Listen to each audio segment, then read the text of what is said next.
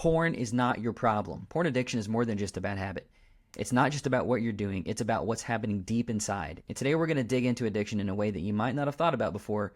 We're talking about addiction as a relational disorder or a relational problem. Whether it's pornography or something else, we're going to uncover the deeper issues that drive pornography use: emotional pain, disconnection from relationships, and spiritual brokenness. Okay, so let's start with this. Addiction isn't just about behavior. It's about the pain that you're trying to escape from, and it's not even just about the pain of today, right now. It often traces back to deeper emotional wounds. Addiction is an attempt to feel better, even if just for a moment. That's a quote from one of my favorite authors. But that momentary relief often comes at a cost. It's a deepening of the disconnection that you're trying to escape in the first place. Now, we often turn to addiction because we're carrying emotional wounds. And maybe it's from past trauma or times when we felt abandoned, unloved, or not good enough, or rejected. We're not just escaping the present. We're running from the unresolved pain of our past. One of my favorite authors says this about addiction. He says, we don't ask why the addiction or why the thing that we're addicted to. It's not why that. It's not why porn. But where's the pain? Because porn use is the symptom. It's not the problem. The problem is the pain that we're carrying that we're not attending to. Addiction is born out of a deep ache. It's an ache that comes from the longing for connection, real connection that has been severed or never really existed. This deep emotional ache drives us to behaviors that numb the pain, but they also keep us trapped in cycles of disconnection, which drives us further and further away from real relationship. So here's where it gets even deeper. When we talk about addiction, especially something like pornography, it's not just about lust or desire.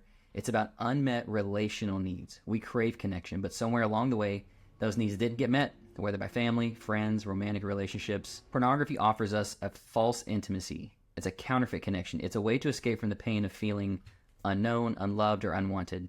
You might be using pornography to cope with deeper emotions like loneliness, fear, or shame, and it feels like a quick fix, but in reality, it isolates you even more. So the thing that we think is helping us is actually doing the opposite. And this just isn't something that you're doing for kicks. Jay Stringer says, sexual brokenness is not random. It's a roadmap to your healing. Your unwanted behaviors tell a story about the pain and the needs that have gone unmet in your life. Think about that for a second. Addiction isn't just something you're bad for doing. It's a response to relational pain, a symptom of deeper issues that really need healing. If you think about that for a minute and you've ever tried to quit porn on your own, however many times for years, that's probably why it hasn't worked. It's because it's not actually about the porn. You can quit cold turkey, or what we say white knuckle it. You can white knuckle quitting porn for, years. But if we're not really doing the deeper work of healing the emotional wounding and the pain that's driving that behavior, you're only going to quit for so long before you come back to it. But addiction doesn't just stop with the general disconnection with people. But addiction doesn't just stop with relational disconnection between people. It goes even deeper. It disrupts our spiritual connection. It disrupts our connection with God, disrupts our identity in Christ, and it disrupts our belonging. Addiction distorts our understanding of who we are, where we find our worth. When we are disconnected from God, we lose sight of our true identity, and that disconnection drives us into those addictive behaviors. We've been created to live in relationship with others, with ourselves, and with God. Addiction isolates us from all three. And that spiritual void is real. When we lose our sense of worth, we try to fill that emptiness with something else, something that can never really satisfy us. Whether it's pornography or substances or anything else that we can get addicted to, we keep going back hoping it'll make us feel whole, but it never does, and it never will.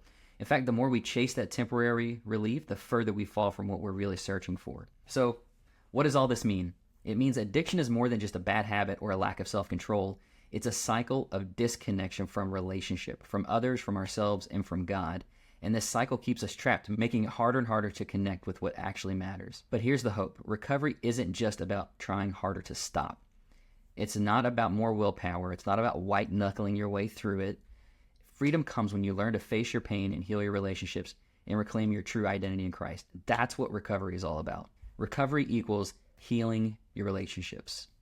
True recovery is about reconnecting. It's about rebuilding trust with yourself and with others and with God. When we focus on healing those broken relationships, the addictive behaviors lose their power. Addiction is rooted in pain and disconnection and unmet needs, but recovery is rooted in relationships. So if you or someone you know is stuck in this addiction, remember this. It's not just about the behavior. It's about the deeper issues that need healing. Addiction is a relational problem, and true recovery starts with healing those relationships, starting with yourself. The answer to addiction is relationship with yourself, relationship to others, and relationship with God.